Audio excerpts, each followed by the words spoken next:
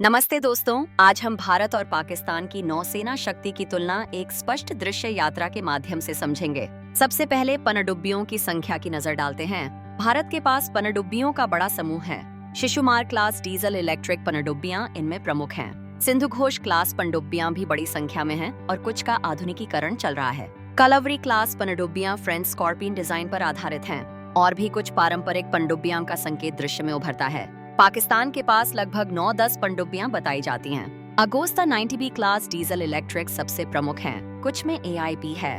अगोस्ता 70 class पुरानी French पनडुब्बियां हैं जो अभी भी मौजूद हैं। चीन से 2 अन्य पारंपरिक पनडुब्बियां भी पाकिस्तान के बेड़े का हिस्सा बताई जाती हैं। अब एंकर स्पष्ट शब्दों में कहते हैं, पनडुब्बियों की संख्या के मामले में भारत पाकिस्तान से आगे है। अब हम परमाणु पनडुब्बियों पर आते हैं, जिन्हें समुद्र में महीने तक छिपे रहने के मौके मिलते हैं। भारत के 2 प्रमुख SS princess and brief INS चाकरा और INS अरिहांत। चाकरा लीज पर ली गई एस्क्ला क्लास जैसी परमाणु शक्ति वाली पनडुब्बी है। अरिहांत एक भारत निर्मित SSBN है जो भारत के परमाणु त्रय का समुद्री हिस्सा है। अरिघाट भी सेवा में है और बेड़े का विस्तार जारी है। पाकिस्तान के पास अभी तक अपनी परमाणु पनडुब्बी नहीं है, हालांकि वे चीन से मिली पारंपरिक पनडुब्बियां खरीद रहे हैं क्रूज मिसाइलों के साथ। अब चलते हैं नौसेना की वायु शक्ति पर। हवाई बेड़ा क्या कहता है? भारत के पास MiG-29K, तेजस नेवी, P-8I और अन्य विश्वसनीय जल यात्रा विमान हैं। धनुष शिप लॉन्च बैलिस्टिक मिसाइल एक प्रमुख भारतीय ताकत है। ब्रह्मोस क्रूज मिसाइल 290-400 किमी रेंज में बहुउपयोगी है।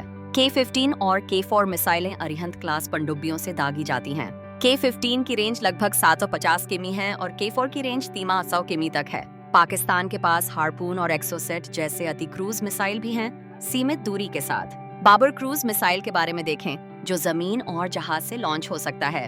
बाबर की रेंज लगभग 450-700 किमी बताई जाती है और यह परमाणु वारहेड ले जा सकता है। हार्पून और एक्सोसेट की रेंजें क्रमशः 130 किमी और 80 किमी हैं। अब एंकर कहेंगे कि भारत के पास बेड़े की बहुलता और परमाणु पनडुब्बियों की बड़ी क्षमता है। भारत एक ऐसे समूह में शुमार है जिसने अपनी परमाणु पनडुब्बी बनाने की क्षमता विकसित कर ली है। पाकिस्तान अभी पीछे है, हालांकि उसकी पारंपरिक पनडुब्बियां एक सक्षम चुनौती हैं। अगला भाग, नौसेना की वायु शक्ति और मिसाइल रेंज का तुलनात्मक विश्लेषण। भारत के विमान MiG-29K, तेजस नेवी, P-8I, IL-38, TUAD-2 सब मिलकर एक ताकत बनाते हैं। धनुष missile, BrahMos and K-15, K-4 से नौसेना की दूरी और मारक क्षमता बढ़ती है। पाकिस्तान के पास बाबर क्रूज मिसाइल है जो जमीन और जहाज से दागी जा सकती है।